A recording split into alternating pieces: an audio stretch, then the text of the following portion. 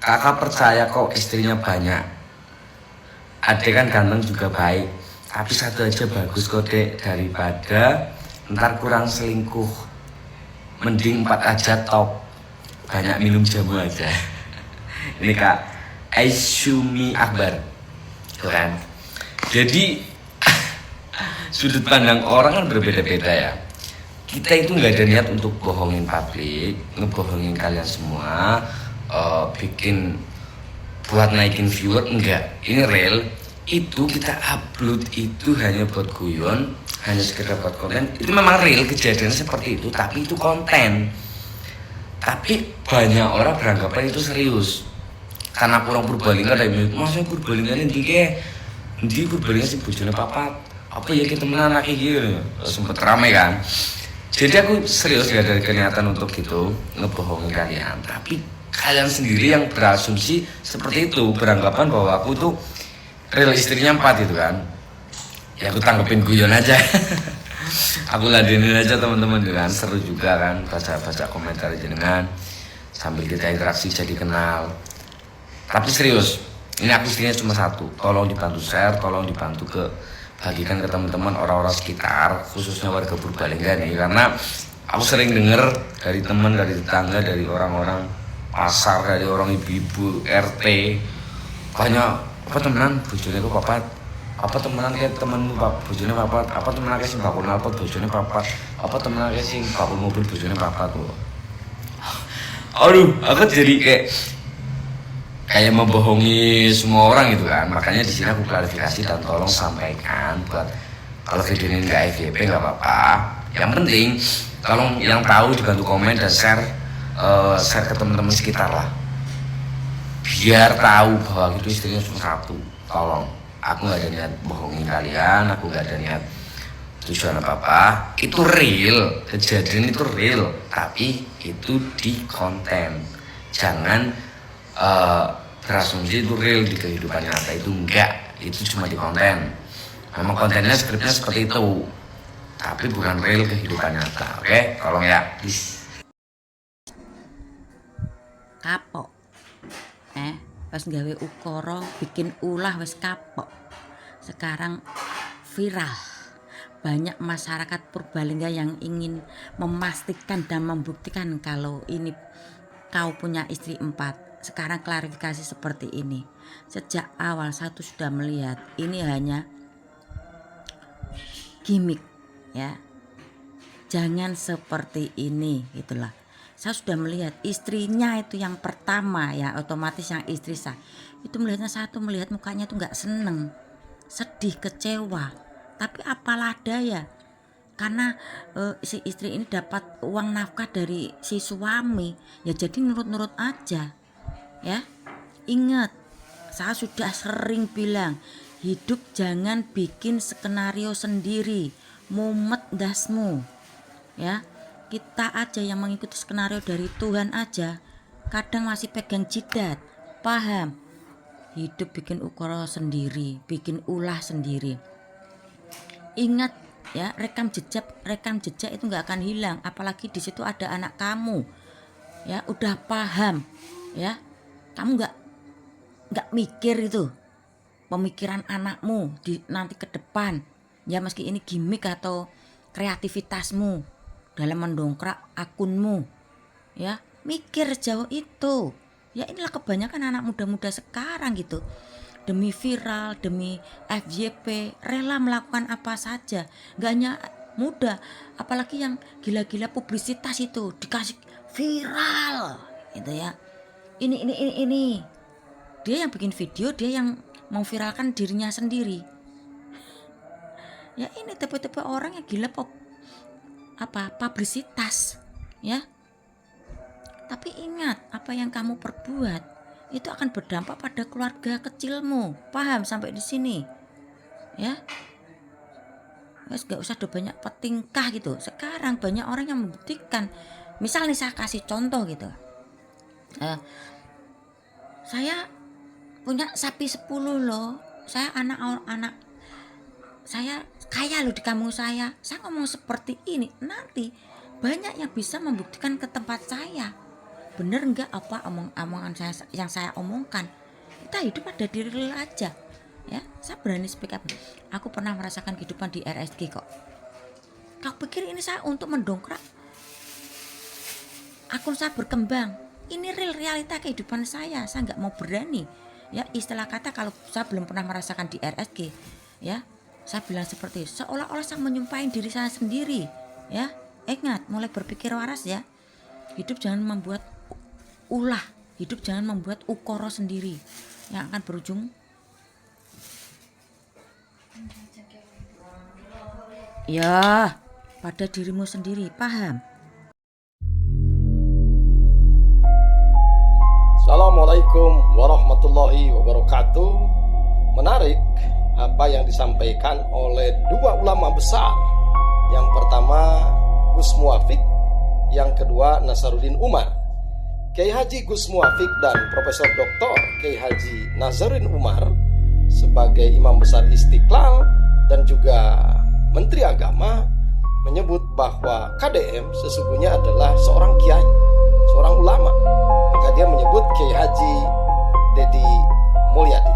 Nah, sahabat semua, tentu apa yang disampaikan Gus Muafik dan Nasaruddin Umar bukanlah ngejok, bukanlah menyampaikan sesuatu yang ngasal, tetapi beliau menangkap sesungguhnya Kang Dedi Mulyadi adalah pribadi yang telah menerjemahkan, mengimplementasikan, memberi contoh bagaimana seharusnya seorang muslim, para ulama berbuat dan bertindak.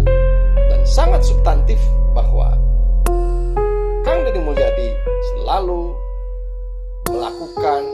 melaksanakan sejumlah giat-giat kemanusiaan. Dan giat-giat kemanusiaan yang implementatif, mulai peduli pada janda-janda miskin, peduli pada yatim piatu, peduli pada petani, peduli pada nelayan, peduli kepada kebersihan, peduli kepada lingkungan, peduli kepada persoalan masyarakat. Itulah seharusnya sejatining ulama.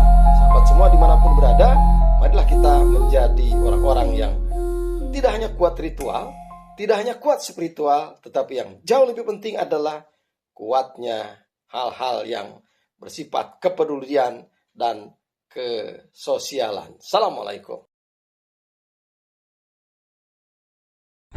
Hey guys, kalian mau tahu ciri-ciri perempuan yang tidak bisa diremehkan? Kita bahas yuk. 1. Ramah tapi sulit didekati. Jinak-jinak merpati guys. Kalian tahu kan maksudnya? 2. Keras kepala tapi mandiri. 3. Terlihat cuek tapi penyayang loh. 4. Suka bercanda tapi komitmennya sangat kuat. 5. Kelihatannya lugu tapi dia bisa melihat karakter orang. Siapa dia, bagaimana karakternya, sifat dan sebagainya, dia tahu guys. 6. Siapa yang didekatinya akan Videoku kali ini ingin ku tampilkan antara kakak beradik ini dalam kisah pencalonan jadi gubernur. Ya, silakan yang pro kakak dan yang pro adik. Silakan lihat videonya. Pak Jokowi sering datang ke kantor saya, sering datang ke kantor saya waktu itu. Minta dukungan. Ya, 6 miliar rupiah. 1 miliar rupiah, 19 miliar rupiah. Yes, itu benar kok, ada catatan semua kan, saya dokumentasi semua. Minta dukungan, ya enggak? Setoran beliau dan saya yang bikin rekening gabungan Jokowi Ahok itu saya yang bikin di cabang Bank Mandiri di Mid Plaza. Kalau mau lihat ada, saya yang bikin. Dan setoran pertama 1 miliar itu dari saya. Karena beliau bilang beliau tidak ada uang. Ya itu kenyataan. Ya. Dan seterusnya. Sampai beliau menang. Pak Ahok tiap hari. Pak Ahok datang ke ruang kerja saya hampir tiap hari. Benar? Ngapain? Curhat. Kenapa curhat? Karena semua temennya nggak mau dukung dia.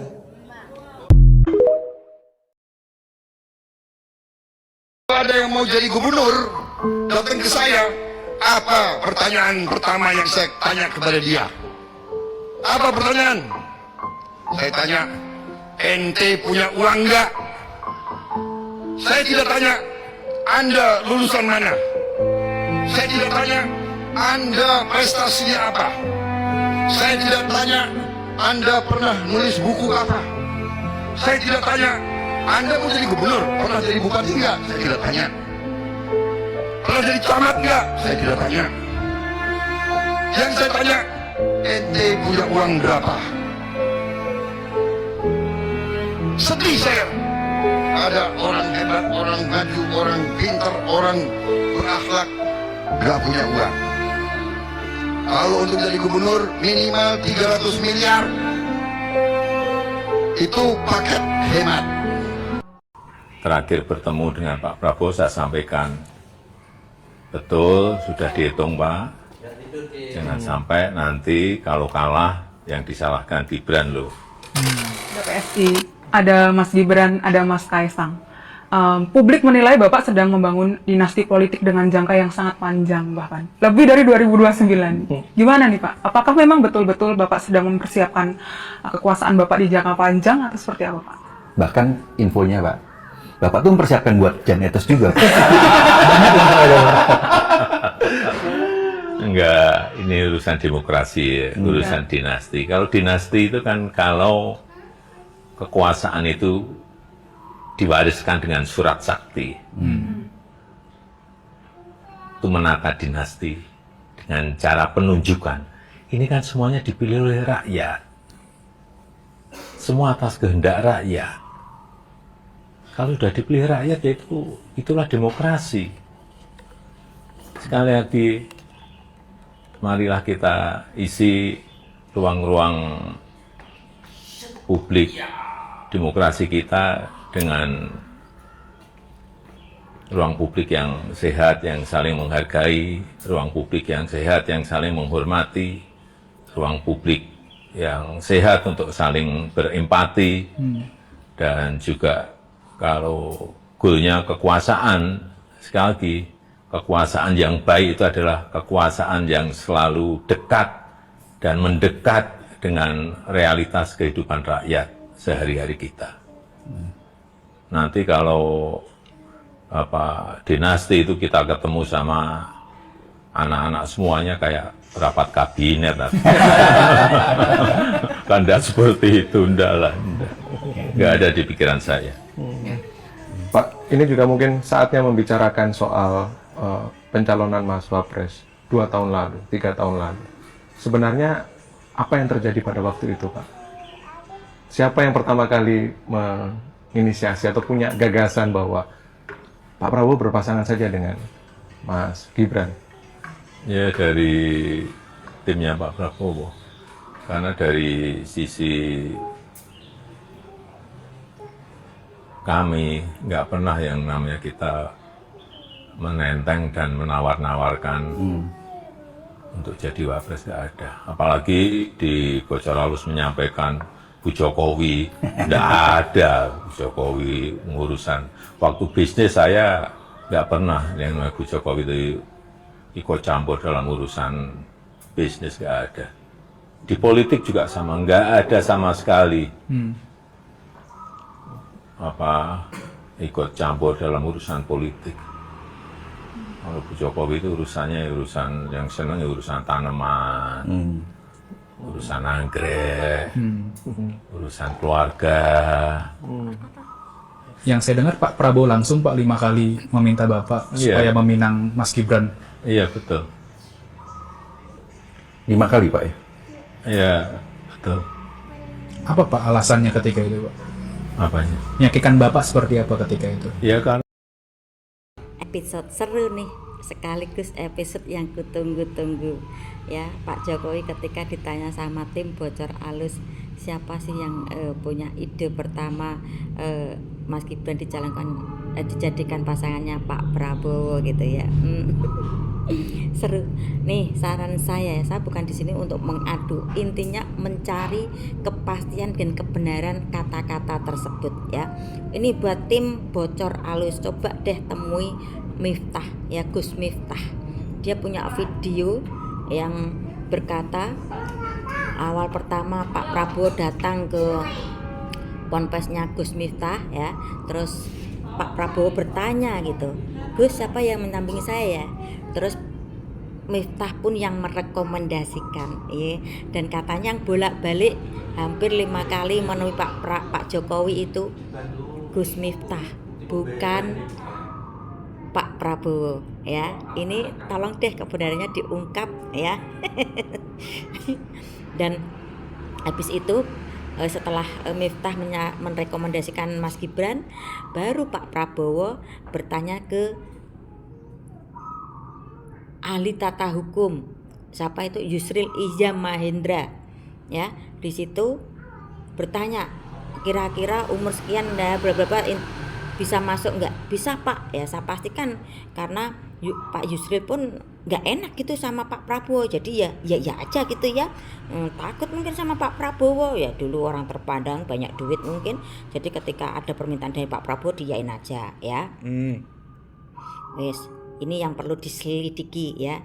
Jadi sehingga ya ada miskomunikasi antara Ibu Mega sama Pak Jokowi. Dulu saya sudah sering bilang, tapi nanti setelah ada klarifikasi seperti ini, kemungkinan ada terjadi arah politik ya. Ya seperti yang dikatakan Pak Jokowi, saya meyakini atau saya pasti meyakini Ibu Mega akan mau bertemu dengan saya ya. Dan kita lihat episode selanjutnya ya. Ini buat tim bocor alus, harap mewawancari juga Gus Miftah kebenarannya tentang merekomendasikan Mas Gibran menjadi pasangannya Pak Prabowo ya. Pak Prabowo sendiri yang bertemu Pak Jokowi atau Gus Miftah yang bertemu sama Pak Jokowi ya. Ini perlu diperjelas supaya apa ya, pihak Ibu Mega dan Pak Jokowi tidak ada selisih paham. Dan di akun saya ini ya, keluarga Pak Jokowi ketika ikut PDIP, lihat ekspresinya bahagia, tapi setelah dipecat lihat wajah keluarga Pak Jokowi ya.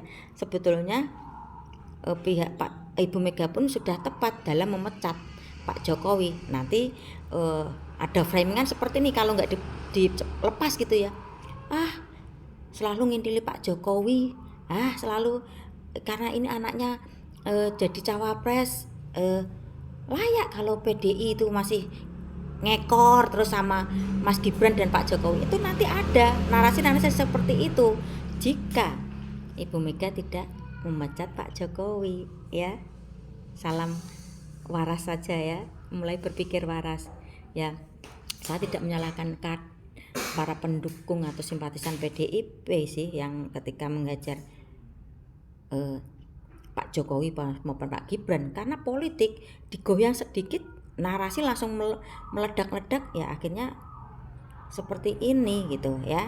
Ini buat tim bocor alus ya, cobalah bertanya sekali-kali sama Gus Miftah. Ini kan versinya Pak Jokowi ya, yang benar mana, yang bohong mana ya, Pak Prabowo yang minta atau Gus Miftah yang minta. Banjir bandang dahsyat di perbatasan Nepal, Tibet, China setelah longsoran material batu, lumpur, dan es jatuh ke aliran sungai pada Rabu 26 Agustus 2026.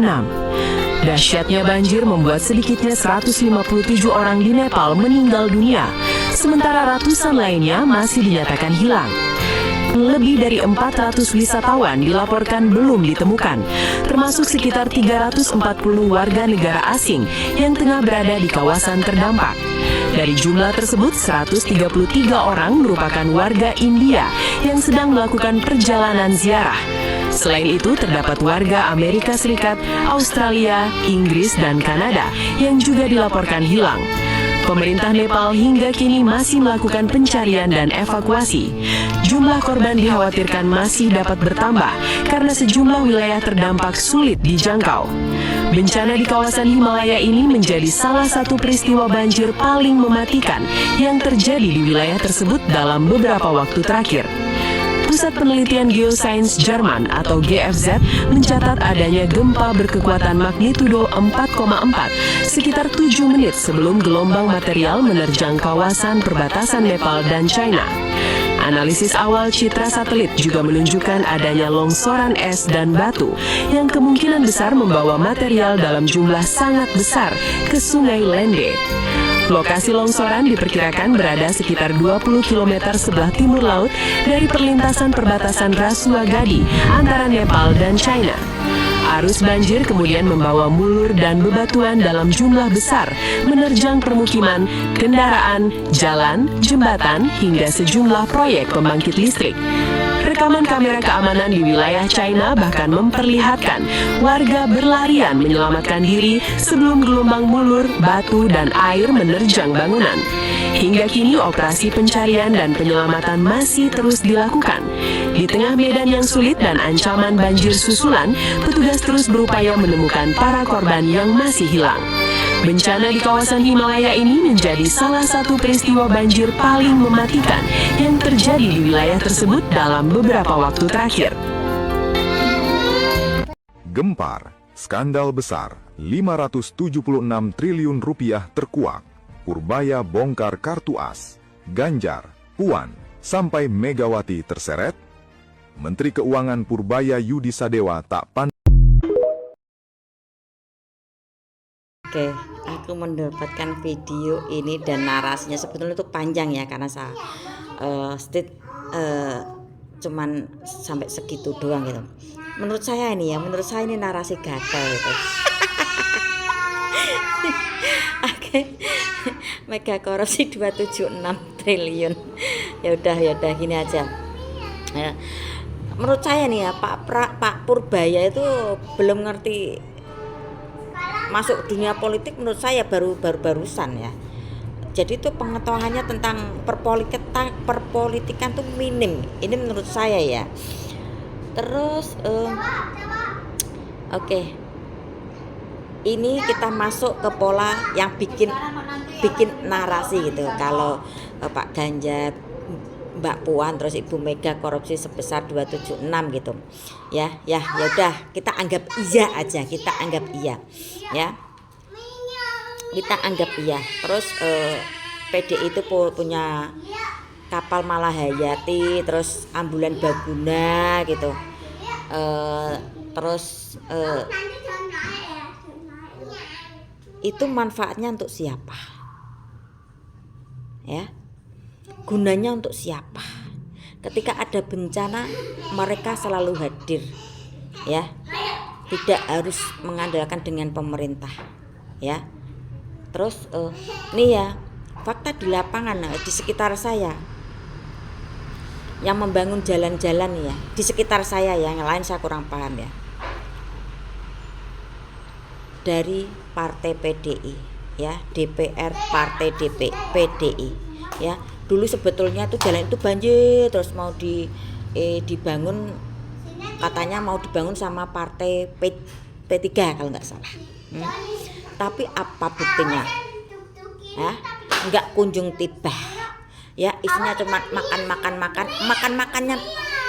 makan-makannya pun di luar kampung kami yang anggota DPR ini yang saya sebut yang bukan PDI ya, yang berlambang Ka'bah itu. Makan-makannya tuh bukan di kampung sini, tapi di luar kampung sini. Padahal suara yang dibutuhkan tuh kampung sini ya. Sedangkan problema masyarakatnya seperti apa kurang paham. Ya. Dulu ada sebuah jalan banjir terus ya. Katanya mau diperbaiki sama anggota DPR dari lambang Ka'bah. Tapi apa faktanya? Yang merealisasikan dari partai PDI. Ini real ya. Ini yang terjadi di sekitar saya. Ya. Ya saya coba untuk memahami pola pikir yang bikin narasi gitu ya. Kalau memang Pak Ganjar dan kenapa belum ada pernah dipanggil ke KPK? Ya.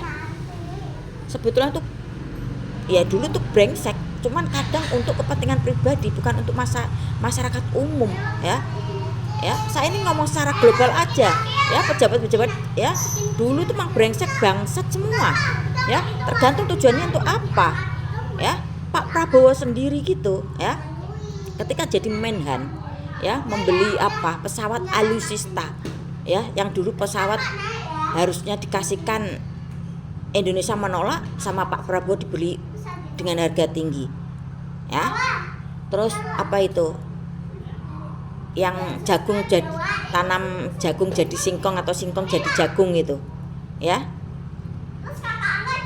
food estate itu ya. Apa itu nggak meraih untung? Apa itu nggak meraih uang? Meraih ya, karena ini untuk bisa menghancurkan ya PDI, Pak Ganjar, Bu Mega, dan Mbak Puan ya. Oke, kita berpikir secara brengsek-brengsekan lah ya. Tapi manfaatnya untuk siapa? Untuk rakyat kecil juga ya. Mulai berpikir waras ya. Di NTT hadir ya. Katakanlah kalau emang Pak Ganjar itu korupsi ya, tapi di situ lihat itu video-videonya. Entah kalian kalau yang nggak suka menganggap pencitraan, tapi beliau mengeluarkan uang, mengerahkan tenaga ya, dari Jawa Tengah sampai ke NTT itu perjalanan nggak 1-2 jam ya. Di situ beliau mengeluarkan uang pribadi gitu. Ya kalau memang hasil KKN Pak Ganjar yang seperti narasi sebut ini, ya minimal untuk kembali ke rakyat itu sendiri ya. Sampai di sini paham. Kita berpikir busuk-busukan aja.